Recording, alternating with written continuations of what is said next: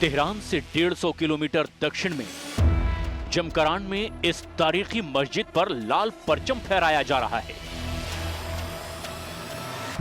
कुम शहर के पास बनी ये मस्जिद कम से कम 1000 साल पुरानी बताई जा रही है। यहां इस लाल झंडे को फहराए जाने का मतलब ना सिर्फ अफसोस की निशानी है, बल्कि बदला लेने का बहुत बड़ा सिग्नल भी है।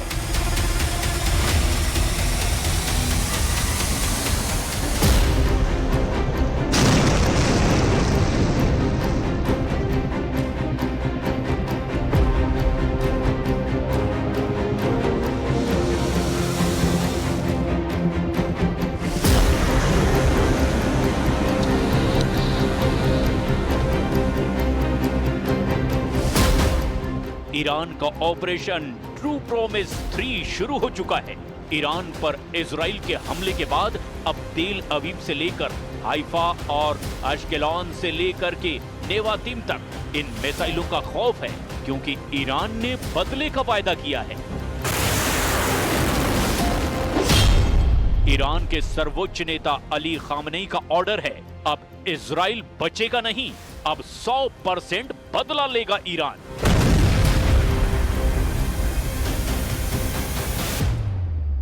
البته ملت ایران و مسئولان کشور در برابر این جنایت سکوت نخواهند کرد و پاسخ مشروع و قدرتمند جمهوری اسلامی ایران دشمن را از اقدام احمقانه خود پشیمان خواهد کرد. मैसेज साफ है कि ईरान का ऑपरेशन ट्रू प्रॉमिस 3 शुरू हो चुका है। खामनेई ने बहुत साफ शब्दों में कहा कि अपने कमांडरों और वैज्ञानिकों की हत्या का बदला जल्द से जल्द लिया जाएगा। खामनेई की लिस्ट में इजराइल के कई टारगेट हैं। पहला टारगेट तेल अवीव यानी इजराइल की राजधानी है। दूसरा टारगेट अब इजराइल के परमाणु ठिकाने हैं। तीसरे टारगेट पर इजराइल के सबसे खतरनाक मिलिट्री बेस हैं।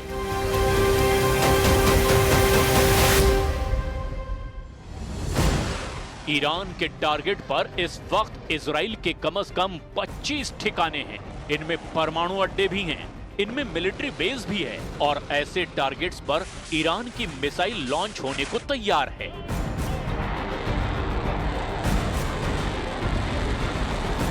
अब खामनेई के ऑर्डर पर इजराइल को दहलाने की पूरी तैयारी है। ईरान की हर वो मिसाइल जिसकी रेंज 1500 के आसपास है, वो इजराइल पर हमले के लिए बिल्कुल तैयार कर दी गई है। ईरान की मिसाइल खुर्रम शहर, रेंज 2000 किलोमीटर से ज्यादा। ईरान की फतह हाइपरसोनिक मिसाइल, रेंज करीब 1500 किलोमीटर। ईरान की Shahab 3 ballistic missile, range 2000 kilometre. Iran की Sejjil ballistic missile, range 2000 kilometre. ऐसी ही ईरान के पास 8 तरह की मिसाइल हैं जो इजराइल के एक-एक इंच को कवर करती है। ईरान अपनी अंडरग्राउंड मिसाइल सिटी दिखा चुका है, जहां 10, 20, 100 नहीं, हजारों मिसाइलें हमेशा फायर करने के लिए तैयार रखी गई हैं।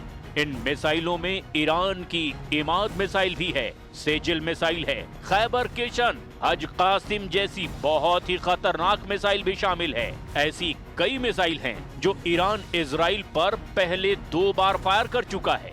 इस बार ईरान के ऑपरेशन ट्रू प्रॉमिस में अगर बैलिस्टिक मिसाइल इस्तेमाल हुई तो यही जखीरा इस्तेमाल किया जाएगा। इनके टारगेट पर इजराइल के कई अड्डे होंगे जिन्हें ईरान जलाकर राख कर देना चाहेगा।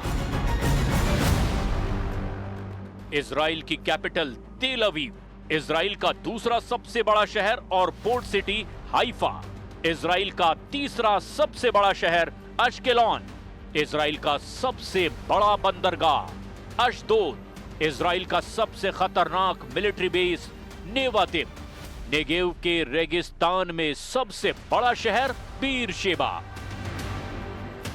ईरान के टारगेट पर इजराइल के परमाणु अड्डे हैं और अगर वहां ईरान ने हमला किया तो समझ लीजिए कि परमाणु युद्ध शुरू हो सकता है, क्योंकि इजराइल के पास करीब 100 एटम बम हैं। इसका दावा कई अंतर्राष्ट्रीय रिपोर्ट्स में किया गया है। ईरान के परमाणु ठिकानों पर सबसे बड़ा टारगेट नेगेव में इजराइल का न्यूक्लियर रिसर्च सेंटर डिमोना हो सकता है। एलाबून, यहाँ इजराइल के छोटे परमाणु बम रखे जाने का दावा किया जाता है। कफार ज़ेखारिया और तिरोश, जहां पर इजराइल का परमाणु बम का बड़ा गोदाम बताया जा रहा है। नहाल सोरेख, यहाँ पर इजराइल की परमाणु लैब है जहां परमाणु बम डिजाइनिंग का दावा किया जाता है। योदेफात और राफाएल, यहाँ पर परमाणु बम के हिस्सों को जोड़ने की फैसिलिटी होने का दावा किया जाता है।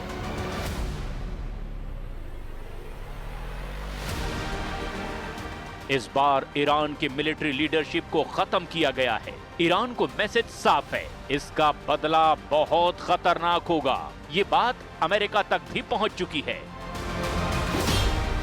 डोनाल्ड ट्रंप की तरफ से भी कह दिया गया है कि इजराइल के स्ट्राइक से अमेरिका का कोई लेना देना नहीं है, लेकिन यह भी कह दिया गया है कि वो जल्दी परमाणु डील करे, नहीं तो ईरान पर और भी खतरनाक हमले होंगे।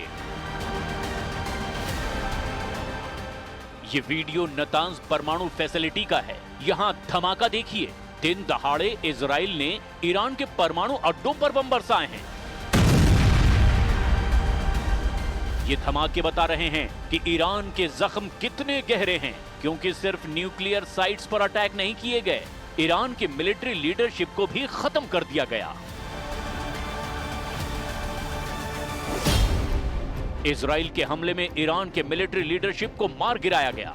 सेना अध्यक्ष मेजर जनरल मोहम्मद बागेरी और IRGC chief major general Hossein Salami समेत 20 बड़े कमांडरों और वैज्ञानिकों की मौत हो गई है। क्या ईरान इसके बदले अब इजराइल की मिलिट्री लीडरशिप को टारगेट करेगा? यानी कमांडर के बदले कमांडर का युद्ध होगा। ईरान के परमाणु ठिकाने नतांज को टारगेट किया गया है। तबरीज और एस्फहान में भी परमाणु फैसिलिटी पर बम गिराए गए हैं। क्या इसके बदले में अब इजराइल के परमाणु अड्डों पर ईरान की मिसाइल गिरेगी? यानी परमाणु ठिकाने के बदले अब परमाणु अड्डों पर हमला होगा। ईरान जब भी हमला करता है तो 10-20 मिसाइल फायर नहीं करता, बल्कि सैकड़ों की तादाद में ड्रोन और मिसाइल लॉन्च करता है।